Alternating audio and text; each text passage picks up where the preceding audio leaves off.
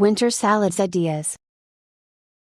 I know that winter isn't exactly the time to be thinking about salads, greens, and other such leafy things, but summer isn't the only time to be doing the salad thing.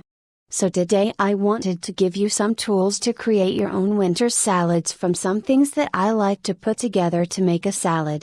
Some of them include hot elements, other include leftovers. The nice thing about salads is that you can just get creative. Include a hot element. It's very cold outside these days, and so a great way to spice up a salad is to include a hot element in the fixings. Some ideas: beans, bacon, ham, sausage, steak, spicy chicken, even some melted cheese is a great option to create a hot element. Also, don't forget that blanching your greens in hot water will warm them up a bit and give them a wilted look. Use leftovers. It's the holidays this time of year, so don't forget to include leftovers that you may have. I don't know about you, but we always seem to have piles of bowls with leftovers in them around my house.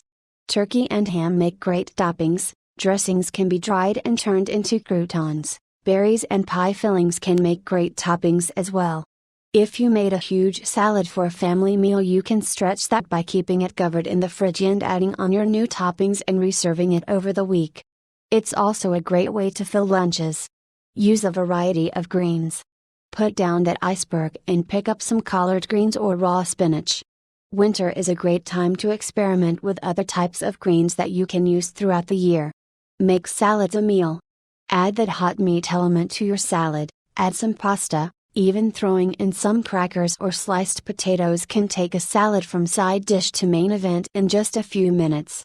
Hopefully with these helpful tips you can enjoy salads all winter long.